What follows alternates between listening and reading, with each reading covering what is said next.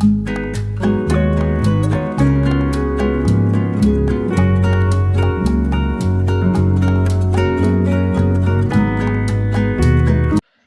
आज की इस वीडियो में मैं आपको बहुत ही आसान तरीका से बहुलक यानी मोड निकालना सिखाऊंगा। अगर आप क्लास 10th में हैं और मैट्रिक की तैयारी कर रहे हैं तो ये वीडियो आपके लिए बहुत ही महत्वपूर्ण होने वाला है। इसीलिए इस वीडियो को आप बिना स्किप किए शुरू से आखिर तक पूरा जरूर देखिए।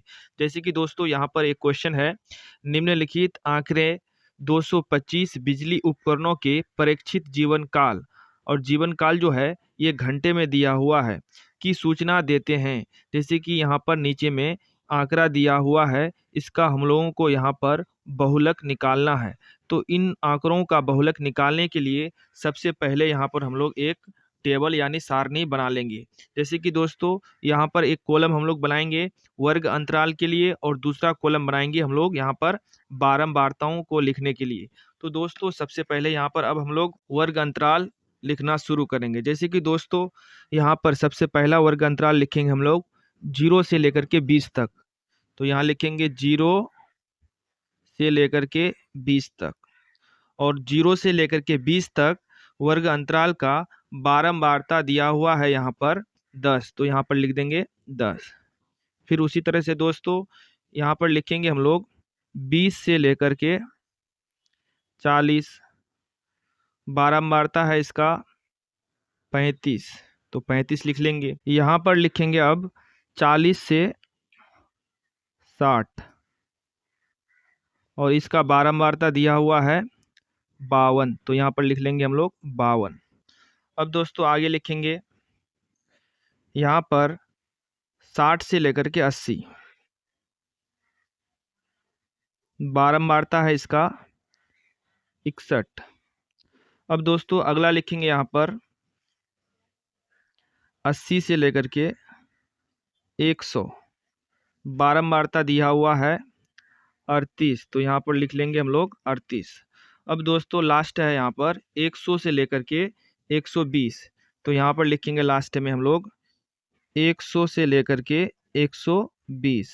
इस वर्ग अंतराल का बारंबारता दिया हुआ है 29। तो यहाँ पर लिख लेंगे हम लोग 29। अब दोस्तों आगे यहाँ पर लिखेंगे हम लोग बहुलक वर्ग, यानी बहुलक वर्ग पहले हम लोगों को निकालना है। तो बहुलक वर्ग उस वर्ग को कहते हैं जिस वर्ग अंतराल की बारंबारता सबसे अधिक होती है। तो दोस्तों यहाँ पर हम लोगों को देखना है सबसे अधिक बारंबारता कहाँ पर है। तो जैसे कि यहाँ पर है 10, 35, 52, 61, 38, 29। तो दोस्तों सबसे ज़्यादा यहाँ पर है, तो यही हो जाएगा बहुलक वर्ग। जिस वर्ग अंतराल की बारंबारता सबसे अधिक होगी वही हो जाएगा बहुलक वर्ग। तो बहुलक वर्ग के रूप में हो जाएगा यहाँ पर 60 से लेकर के 80। अब दोस्तों यहाँ पर हम लोग L का मान लिखेंगे। तो L का मतलब होता है बहुलक वर्ग की निम्न सीमा। इन दोनों में जो संख्या छोटी है उसको हम लोग बोलेंगे बहुलक वर्ग की निम्न सीमा। तो दोस्तों इन दोनों में 60 छोटी संख्या है, तो यहाँ पर L हो जाएगा 60, यानी बहुलक वर्ग की निम्न सीमा L बराबर हो जाएगा 60। अब दोस्तों यहाँ पर हम लोग H का मान निकालेंगे। H का मतलब होता है वर्ग अंतराल की माप, यानी 60 और 80 के बीच कितने का अंतर है। इसको निकालने के लिए सबसे पहले हम लोग यहाँ पर बड़ी संख्या को लिखेंगे और उसके बाद छोटी संख्या को लिखेंगे। बड़ी संख्या से छोटी संख्या को घटाएंगे तो यहाँ पर निकल करके आएगा 20, यानी इन दोनों में 20 का अंतर है, यही हो जाएगा H। H का मतलब होता है वर्ग अंतराल की माप। तो यहाँ पर हो जाएगा वर्ग अंतराल की माप 20। अब दोस्तों यहाँ पर हम लोगों को निकालना है F0। F0 का मतलब होता है बहुलक वर्ग से ठीक पहले वर्ग की बारंबारता। बहुलक वर्ग से ठीक पहले वर्ग की बारंबारता यानी हो जाएगा 52। F0 का मान हो जाएगा 52। और F1 का मतलब होता है बहुलक वर्ग की बारंबारता। तो बहुलक वर्ग की बारंबारता यहाँ पर दिया हुआ है 61। तो यहाँ पर लिखेंगे 61। अब दोस्तों यहाँ पर हम लोग F2 का मान निकालेंगे। तो F2 का मतलब होता है बहुलक वर्ग के ठीक बाद में आने वाली वर्ग अंतराल की बारंबारता। तो यहाँ पर बहुलक वर्ग के ठीक बाद में आने वाली वर्ग अंतराल की बारंबारता दिया हुआ है 38। तो F2 का मान हो जाएगा 38। चलिए दोस्तों अब हम लोग यहाँ पर बहुलक का सूत्र लिख लेंगे। जैसे कि बहुलक का सूत्र होता है L plus F1 minus F0 बटे 2F1 minus F0 minus F2 गुना H। तो दोस्तों सबसे पहले अब यहाँ पर हम लोग इन सभी का मान बैठाना शुरू करेंगे। जैसे कि L का मान दिया हुआ है 60, तो L के बदले लिखेंगे यहाँ पर सबसे पहले 60। अब उसके बाद फिर लिखेंगे प्लस, और उसके बाद F1 का मान लिखेंगे। तो F1 का मान दिया हुआ है 61, तो यहाँ पर लिखेंगे 61। उसके बाद माइनस, और F0 का मान दिया हुआ है 52, तो यहाँ लिखेंगे 52। उसके बाद बटे, नीचे में लिखेंगे 2। उसके बाद लिखेंगे इनटू F1 का मान दिया हुआ है 61। उसके बाद माइनस F0 का मान दिया हुआ है 52। फिर उसके बाद माइनस F2 का मान है 38।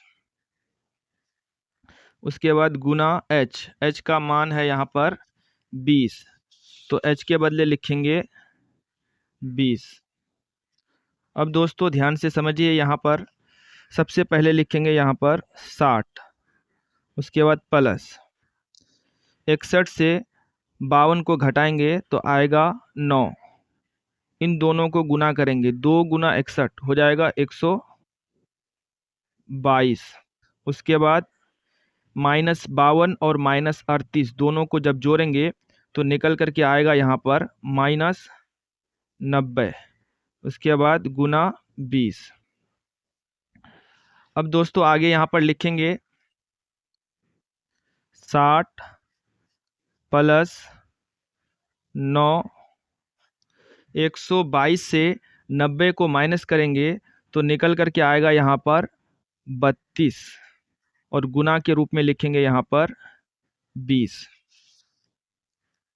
अब दोस्तों फिर ध्यान से यहाँ पर देखिए, सबसे पहले लिखेंगे यहाँ पर 60। उसके बाद प्लस, ऊपर नीचे अगर कटेगा तो इसको काटेंगे, 16 दूनी 32, 10 दूनी 20। अब दोस्तों जब 9 और 10 को गुना करेंगे तो यहाँ पर आ जाएगा 90, और नीचे में आ जाएगा 16।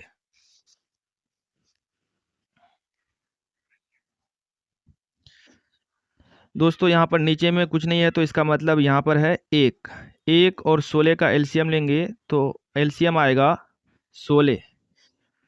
16 से 1 को भागा देंगे तो भागफल आएगा 16, और उस 16 को 60 से गुना करेंगे तो हो जाएगा 960। उसके बाद प्लस 16 को 16 से भागा देंगे तो भागफल हो जाएगा 1 को 90 से गुना करेंगे तो 90 ही होगा। अब इन दोनों संख्याओं को ऊपर में जोड़ेंगे, 960 प्लस 90, तो हो जाएगा हम लोगों के सामने यहाँ पर 1050। 1050 को 16 से भागा देंगे। 1050 को जब 16 से भागा देंगे तो आंसर निकल कर के आएगा 65.625। यही हो जाएगा इसका आंसर। उम्मीद है दोस्तों ये वीडियो आपको अच्छा लगा है। अगर वीडियो आपको अच्छा लगा है तो इस वीडियो को लाइक कीजिए, शेयर कीजिए, और अगर आप चैनल में नए हैं तो इस चैनल को सब्सक्राइब जरूर कीजिए।